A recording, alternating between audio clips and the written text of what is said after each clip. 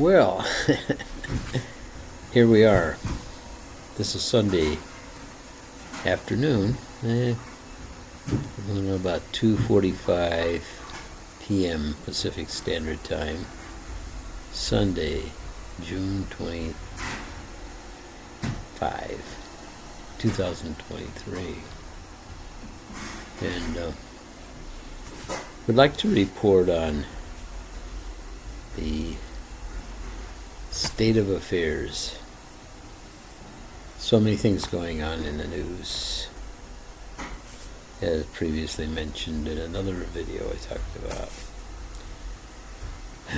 So many bizarre and crazy things that's going on today that you don't even blink an eye on. And every year it just gets successively more detached and loosened from moral legitimacy, or stepping. I think we're loosening our morals. I say we're on a spinning moral compass. It's not going in any direction; it's just going all over the place. Unwilling to make a commitment to do what's right. Well, I think most of us really see and understand that. A lot of us push back against the wrong that's being done to the citizens of the world. United States, sure, right now. And we just don't live in a person-friendly world. Yeah. So, yeah, we just inculcated this mentality into our culture of preventing things happening to us, rather than engaging things to happen, that we cause things to happen with good things. Look to cause good things to happen in your day. Yeah, make good things. Anyway, the thing that motivated this particular conversation has to do with, it's a triggering point, this world or Marine Gate, or it's called submarine, that imploded with these 5 people on board, and they all lost their lives. And how the whole world for 24 hours was just hanging by the nails, hoping for this survival that they'd be found somewhere. And the truth be known, after the fact that there were those that knew that that they were no longer around. There's an implosion. The Navy picked it up, and I guess some other seismology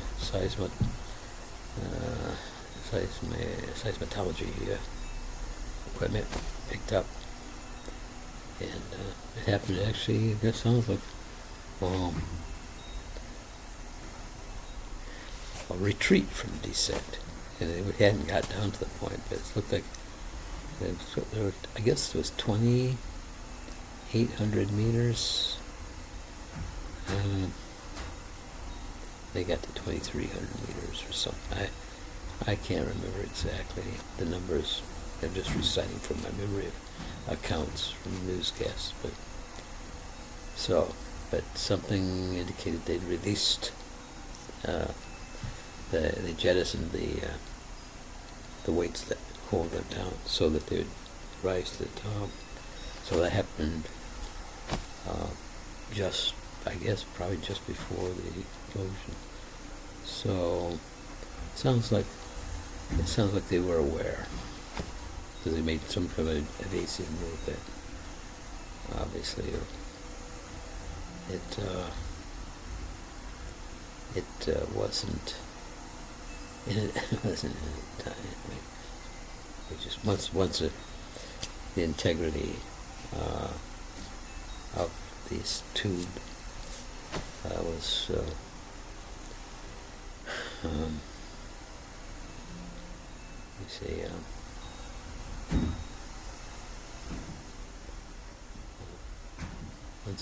what was that point we crossed? It was just all over because once it reached that point, then it just collapses.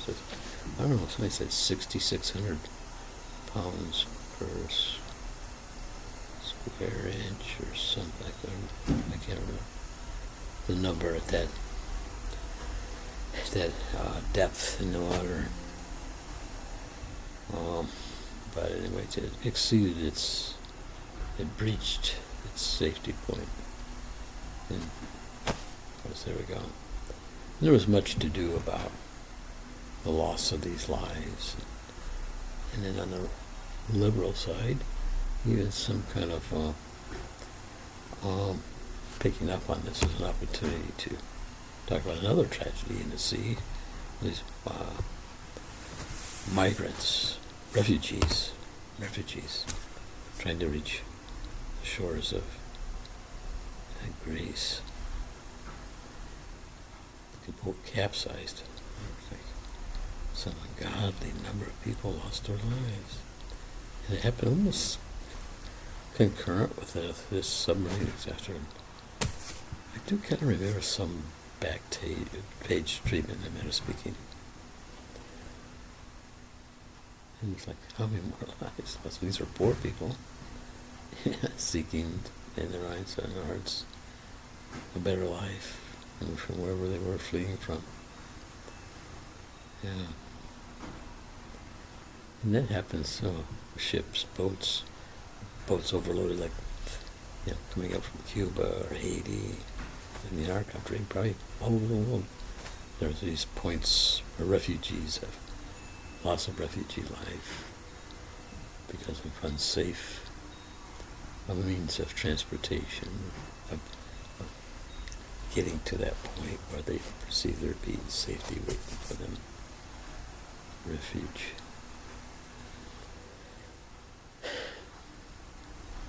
And I'm thinking, that's the boat in a sinking ship in the water. It's a good metaphor for even a much greater in numbers issue and problem that we have in our own country right now. That's what I call the sea of homelessness. And it's no different, but we treat them differently. These people got thrown into the sea of homelessness, in a manner of speaking, so they're out there, this vast sea, trying to survive and struggling. And if they find a piece of flotsam on the ship that just sunk, they grab on and hang on to it. Only they have that be snatched away from them and thrown back out into the sea. Yeah, can be a very deadly sea, just as deadly as the one that these refugees trying to reach the shores of Greece failed and all drowned. This is a different kind of drowning. That's just as suffocating and drowning.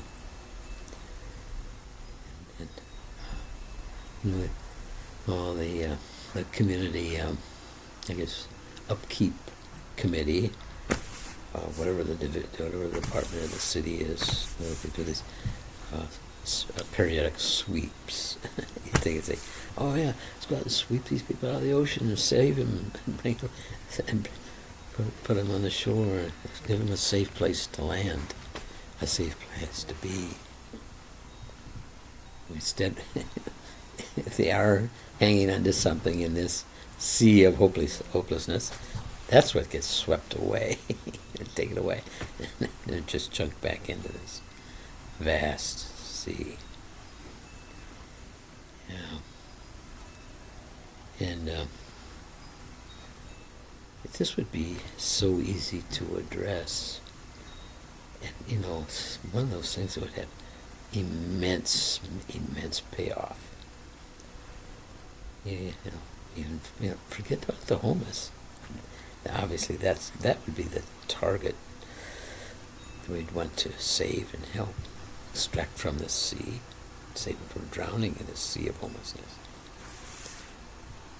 But it helped us too. We get rid of all unsightly encampments along the streets that everybody hates and don't like. Yeah. But we'd have to provide us a safe place for these people. They're just not going to go away. There are issues beyond just simple things like, oh, they're too lazy, they don't want to work. No, it's far more complicated than that. And you can't. See, you gotta fully buy into the idea that what you're doing, what we would be doing collectively as a society, is going to benefit all of us in so many different ways. I had this idea for, maybe I say it's like free zones. Free zone, I mean, there'd be nicely groomed park areas that these facilities, places for people to stay, to live, to have a short-term few days or long-term, depending. It wouldn't be determined. It'd be determined by need, and it'd be free and available to everybody. No questions would be asked. Let's say, for example, it'd be like park-like setting. So, a lot of the inhabitants, and they'd be there. They'd be encouraged to be there. They wouldn't be incarcerated, but they would be, enticed, and the setup would be made such that. See, I'm not the expert in these areas, but those people who are more attuned, professional careers, whose livelihoods involved dealing with people like this, and dealing with the solutions to helping these people. They would be employed. They'd be on staff. These facilities all over the country where homelessness could exist. And they'd be very, very heavily staffed with professional people.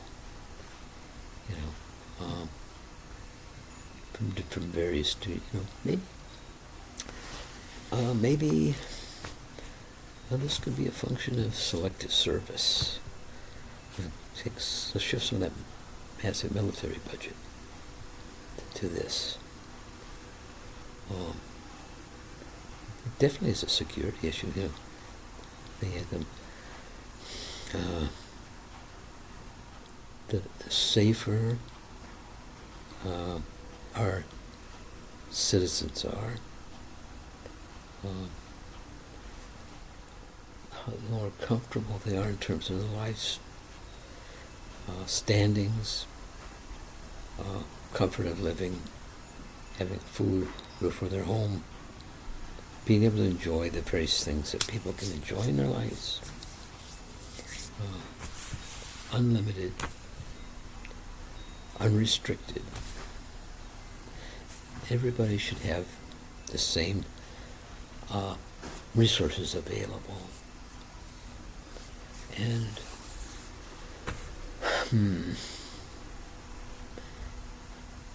it's like we can't measure performance. It can't be like a competition and say, because you did this, you earned this, or you did this because you earned this. No. We got to recognize the worth of each individual as being the same. Some of us are going to be better at accumulating comforts in our life, and that's okay, just as long as it doesn't come at the expense of somebody else. And everybody's going to have a different level of comfort.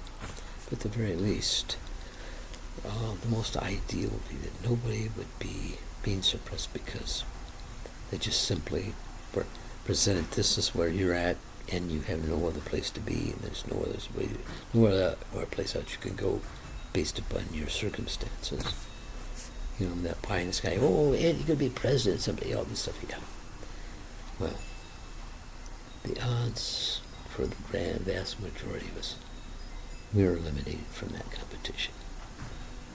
Yeah, and it just goes on down. The elimination process gets broader and broader the lower you go down in social economic status to achieve and accomplish things, because the availability of opportunity is not there. It just doesn't exist. That's what we have to do, is we have to increase the opportunities. Increase the opportunities and the chances. Increase the chances for these opportunities. And people will gravitate to wherever their success level dictates they should be. No point should anybody be punished or relegated to a lower status of existence just because they don't possess particular skills that someone who's more successful might have.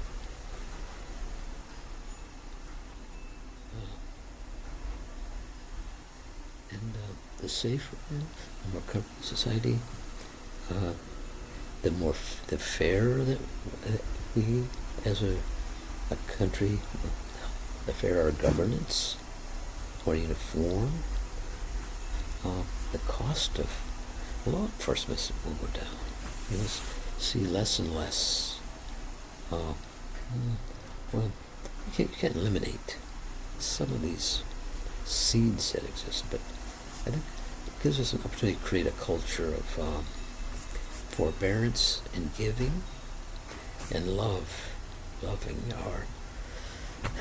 our neighbor, loving our brother, our sister, our mother, our father, our children.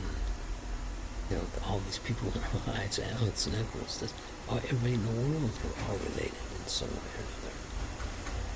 And in the same way that you would look after one of yours, immediate family, you gotta look at it that way too. Because when they're not good, you're not good. The same for us. When we look at our friends, you know, it's an Asian nation, African, European, Russian, Chinese, anywhere in the world.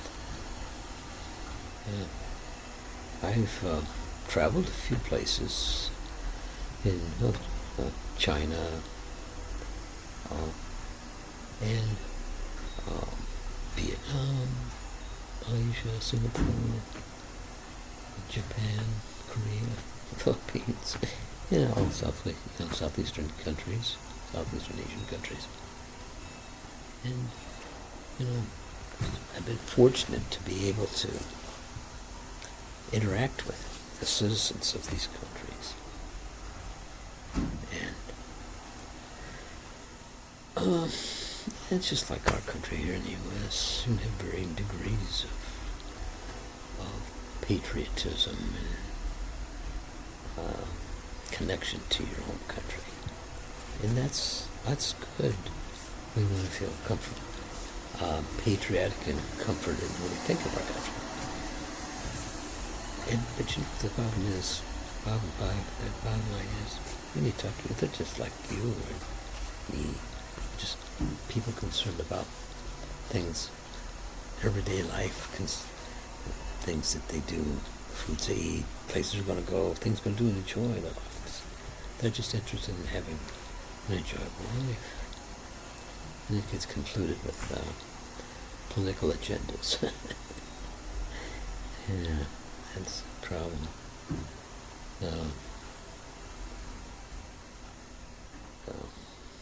Anyway, in our country, let's talk about that. We can do this. But it's just, it'll save so much in cost to attend. Such inefficient means and way of dealing with the homeless issue. But it's got to be a concerted and centralized effort. think just has to come from Central Command, Washington D.C. President, executive order. Locate these problem areas wherever they are in the United States, and set up control centers in each of these areas to administer and start the process. Determine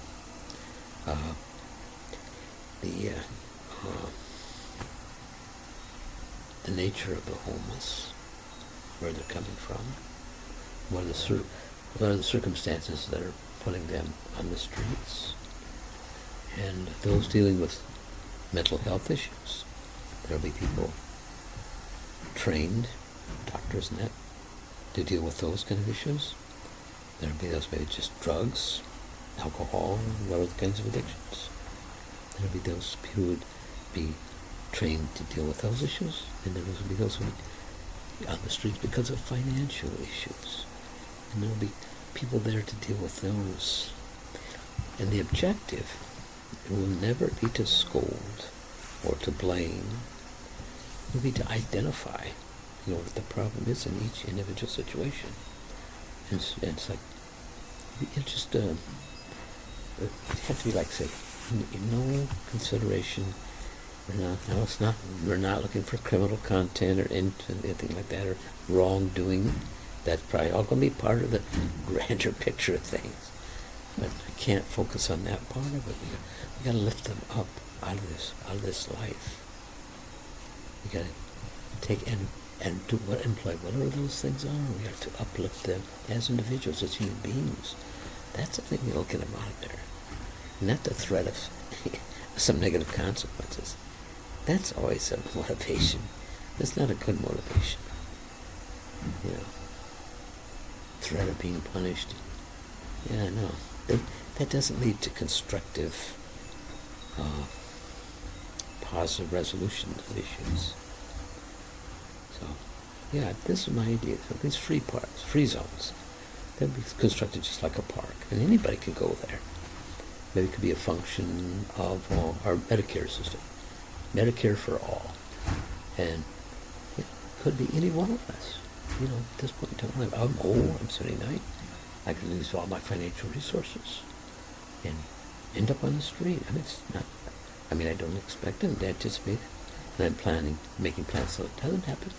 But you never know, things can be out of our control. We just find ourselves, trying to survive. So everybody potentially could, almost everybody could almost have most everybody's not going to end up there. But, there's a lot of us, even though it's never happened. Don't tell me that you haven't, never mind that. I'm not entitled, there's no family wealth in my family, nothing carrying me through.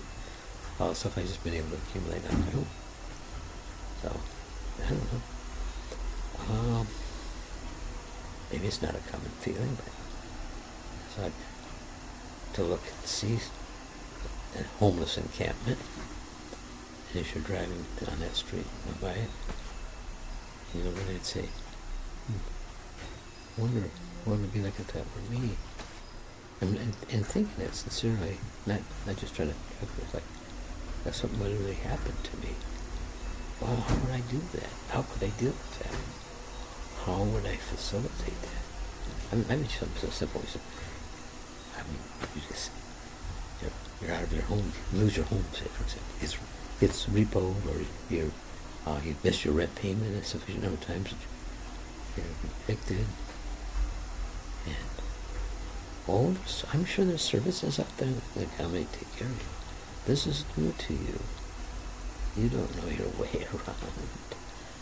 So even if you eventually connect, there might be 2 or 3 days. You have no place to be or go. The hotel's not going to let you sit there without paying. You have no financial resource, say, for example. Maybe you got, a couple of kids. Yeah, you might. I don't know.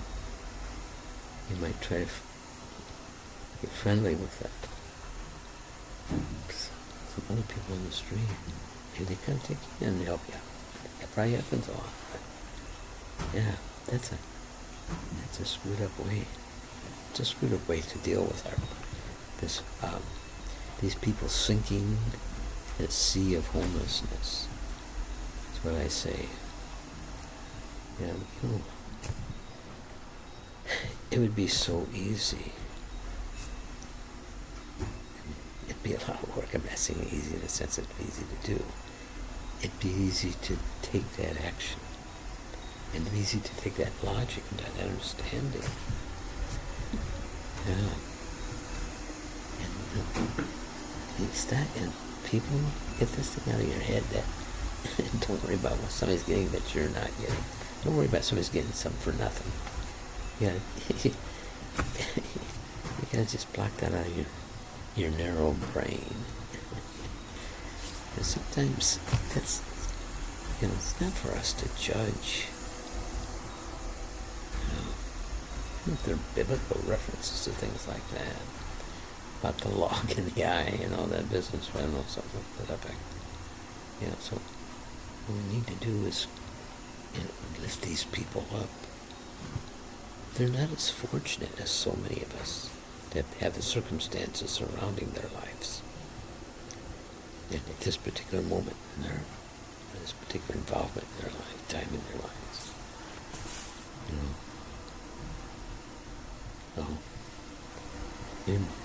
It requires us to be selfless. And ironically, it's not going to be it's going to be a huge benefit to us. I guarantee you. The more we uplift these people, the better our lives are going to become. That's the truth. It really is. So you got to stop thinking. Stop thinking about like, hey, they should go out and kill John. They should go John. A lot of these people, maybe that is what they need to do. But let's not make some, broad stroke judgments about the vast majority of these people out here. And we want to correct this situation. We'll make it nicer. We'll make it a more beautiful place for us too. And these parks that were built for them, they belong to everybody. And many of the inhabitants of these parks, they can be the caretakers. They become the caretakers. It could be just Irish, but we employ a lot of these people in these communities, and help them transition. For those, there may be a set percentage of this population just remains constant, because this will be the best environment that we will be able to provide for them, the best and safest environment. But we have people smart enough to figure out, management, how to manage people, their behavior to control, not in a bad way, but to maintain order and safety for everybody, everybody in this community. And it just, we just staff it with a lot of people. It's not going to be cheap. It's going to be far cheaper than the cost of what's going with the economic destruction that uncontrolled homelessness causes, the damage it causes, the blight to the neighborhoods and the areas of the community. So we need to take away that motivation for these homeless people. So there's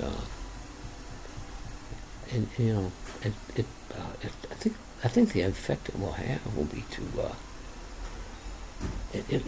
it'll uplift everybody's life. Everybody will be uplifted by it. And you'll find many of the people that are in this homeless committee, they'll matriculate into society to wherever level they're going to go. Many lives can be saved. you know. So, maybe it's like the example. I mean, this is a commonly used scenario. 28-year-old single mom with 2 kids is working at some low-line $15 an hour job. Her aspirations and dreams. She had a kind of a fucked up childhood, life growing up, so she got off the wrong track, or somehow, or it doesn't matter what kind of life she had, somehow or other, things didn't go the way they should for this particular person. Circumstances, chances, the random events of things that happen in people's lives, and she's poor. But she has this dream and desire to say, I want to go and get my degree in, maybe she's brilliant in math or the sciences, or any other area. Her dream is to go on to college, get a degree, to work in these higher level jobs, the sciences, medical profession, any of those things. But 2 children and these huge daycare expenses. Yeah, she's right on the precipice of this, slipping off into the sea of homelessness. She's barely making the monthly payments in her rent. And then one week she comes down with this horrible cough and cold. She's out of work for 2 days. She really should be away. Those 2 days pay she loses. And just, she's like $20 under her rent payment. So that's how it starts. Well, she makes a payment $20 short, and nothing comes along. Something else comes along, makes another chunk of what's available, and leaves her another $20 short. And in 6 months, she's like a full month's rent behind. And I don't know what the legal ramifications of all that is, depending on the jurisdiction. And she finds herself out without the means to replace. Obviously, if she couldn't make the payment at the house she's getting kicked out of, she's not going to have any money to acquire another place to rent. So, yeah, another person's life and dreams blown up. Yeah, and you do hear wonderful stories of people reaching up and grabbing a hold of that ring on their own and pulling themselves up. And it happens, and that's good. That's always encouraged. In fact, even out of this space, all of those, that's what we'd want for them, to be able to pull themselves up. And I think the thing is, we've got to provide a system that allows them to pull themselves out. We might be there helping them, pulling that line with them, and some might require a little bit more lift than others, but they're all deserved of the same effort to be saved from the sea of homelessness. Yeah, be so easy.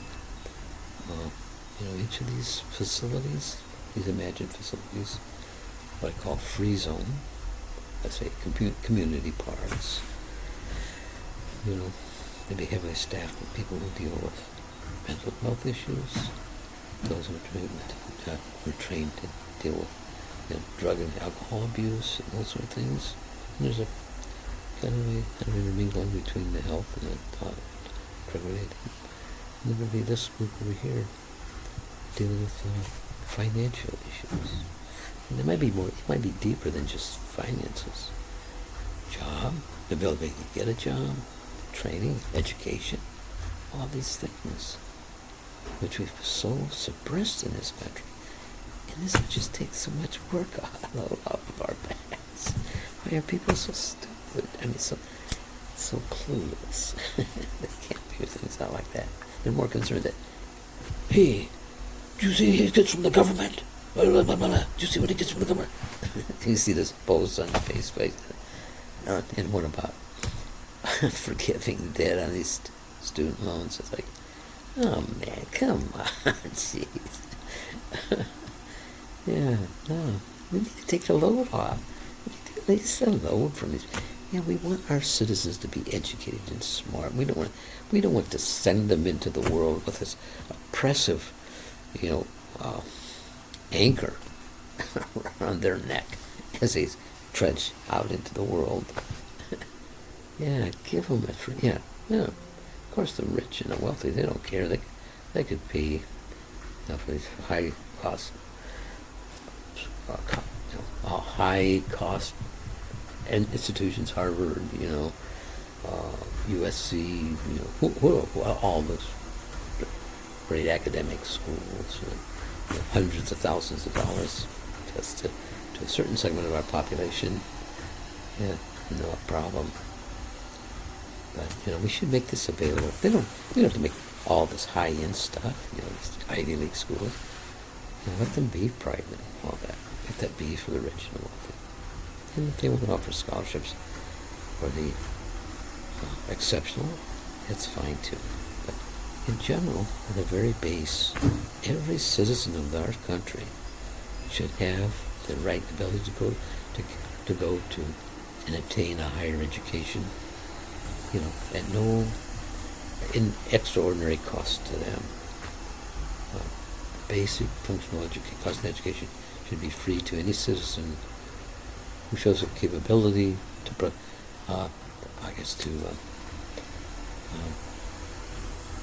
participate in and grow in an educational institution.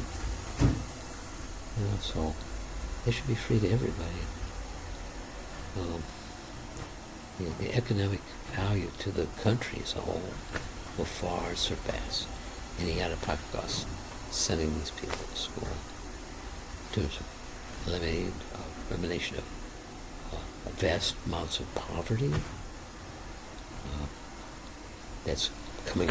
The cost of supporting and maintaining and administrating is coming out of our taxpayer pockets.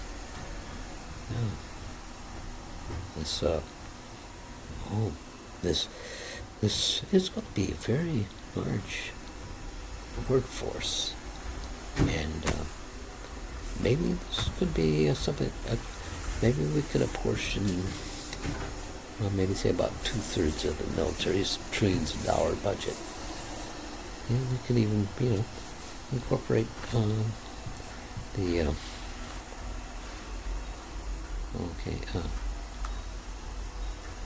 we could attribute attribute to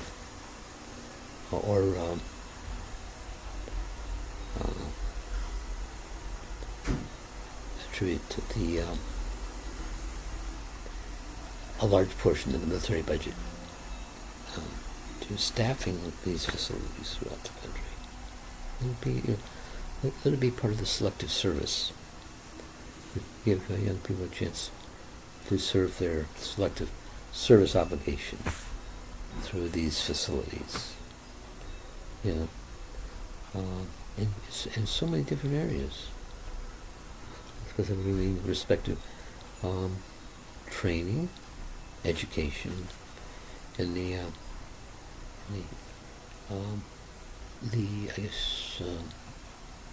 the treatment of mankind,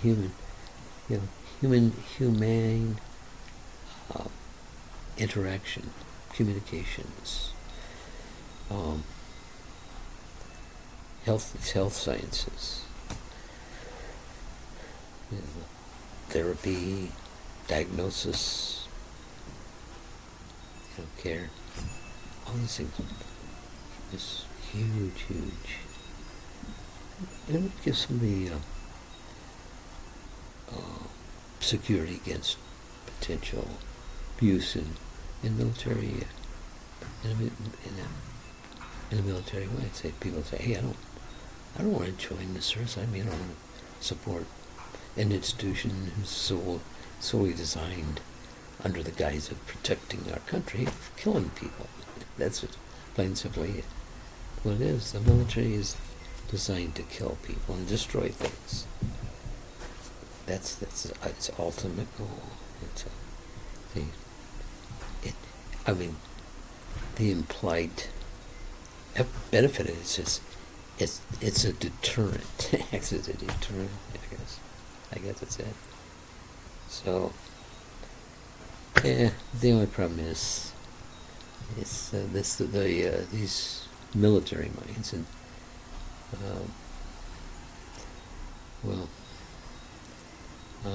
there was a time, circumstances, I guess, historically, look back and be glad that there were people who were willing to give up their lives. But we have to take a different perspective looking forward into our lives, the future. I think once, that's kind of like an archaic third world mentality. You see it still in a lot of the Muslim countries. I mean, you would see it more. You actually see it here in this country with the extreme right, and they're involving militaristic, strategies in their philosophies. But the progressive liberal people, they want to cut this back. They say, it's so much better. Just think about it. Take a microcosm of that. Say, interject that into your social setting, your life. If we incorporate that mentality, it's in your job that you might be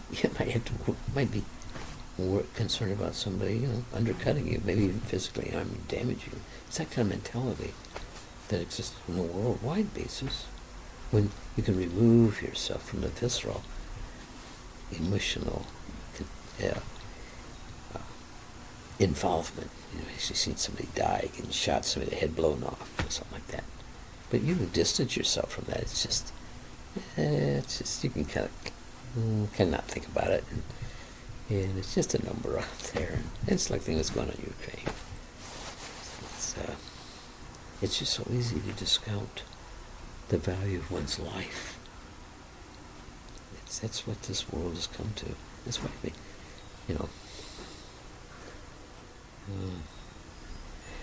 So, and when you have a military, it is. Everybody's heard the statistics. I can't state exact numbers, but our military is larger in terms of mass. The assets and people, it exceeds Russia and China and other countries altogether. I thought something like that. It's crazy. It's way beyond the aspect of deterrence. Yeah, it's a ruse. It's a ruse for allowing these people involved in these specific defense industries, to scam the taxpayers billions and billions and billions of dollars. Yeah, it allows certain classes of people to stay rich or to become rich. Yeah, that's what we gotta. Yeah, we gotta stand. We gotta stand against that. And they're doing it because they let us do it. They're doing it because they let us do it. We far outnumber those at the top. But they know how to use control, manipulation and control. They put themselves in positions of power and influence. And so where they can go, one person can create a hell for millions of people.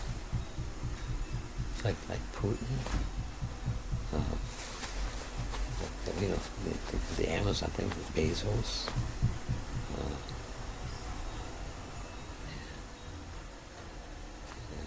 All all these rich people, multi-million billionaires, they're only interested in promoting their own agendas. No empathy at all.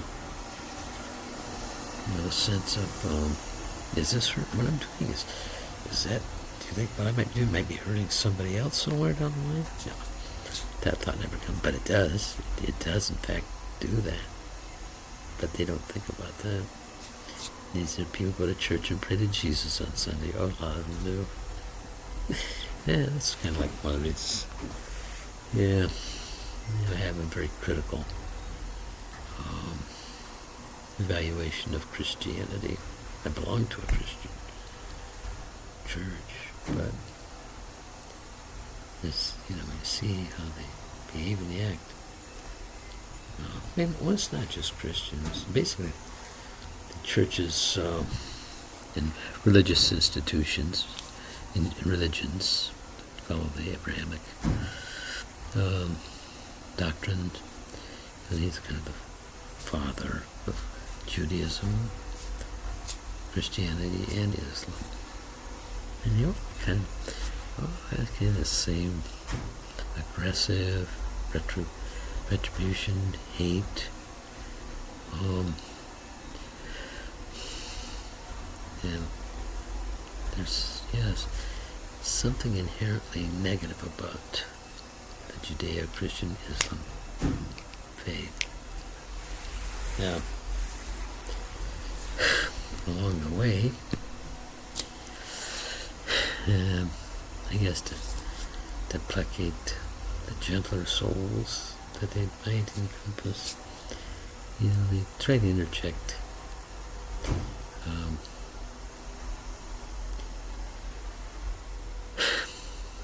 I guess godly themes. And there are a lot of good messages that come out of it, but it's the lack of serious discussion of human rights. People can lose their life for just the way they believe. That's really what you call Neanderthal. That's the really dark ages. Those are the cave. Yeah, Putin. He's a caveman. These are cavemen. Yeah. These are cavemen. Well, anyway, those are just some thoughts. Yeah, Joe Biden, just by executive order, he could start this whole thing. This would be an opportunity for employment. Higher level employment. Use a selective service system to get a basic core just of staff. Probably wouldn't cost us anything. We just repurpose people who are already enlisted. And we'd be doing such a great service. And it had to be done with purpose. And intent, and sincere intent, not just some kind of a cover-up or band-aid slap. The effort must be made to correct the situation. This could be fundamental in other things, quality of other people's lives, people who are living marginally. They're not on the streets, but whose lives are still very, very oppressed, financially oppressed, because of limitations of what their finances will allow them to do. This would be a program that should reach into all aspects of society. It's just like cleaning up that messy house in your beautiful neighborhood, on that street, in your neighborhood. The trash is everybody's Just chip in. Hey, that takes an extra $5 out of my pocket. That makes my neighborhood better. Hey, I improve my house by $20 for $5. It's an investment for me. That's a point. These are our investment for us. We have, here's a home I'm living in. I have a meal every day. I thank God for the wonderful things I've been able to enjoy in my life. I just want to see that for everybody. Yeah, and nobody's going to be deprived of a very pleasant life. Those things that build us selfish, greed, we don't need to support that. That doesn't have to be a goal. So, a supportable goal, a societal supportable goal. We don't need to support greed.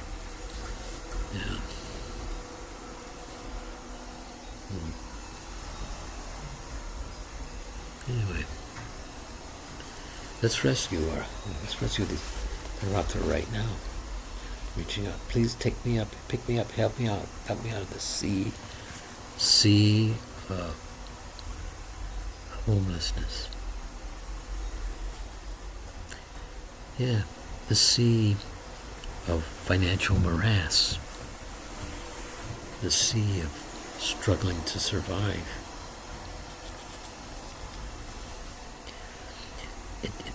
And it's not going to be a cost to society. It'll be a benefit to society. It'll be a benefit to society. Think about those parks. That's going to be so neat. I know it's kind of a fantasy and dream, but every community can do something. And it's not something that's going to fall apart. We're not going to say, oh, here it is, and then just open the door and let them run in. We're going to staff these places, and we're going to keep them. Yeah. The residents, they can be responsible for the care and uptake and upkeep, maintaining them.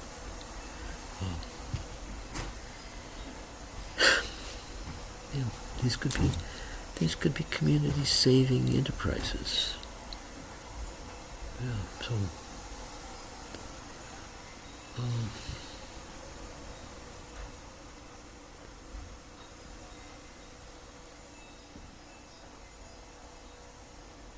So let me know what you think.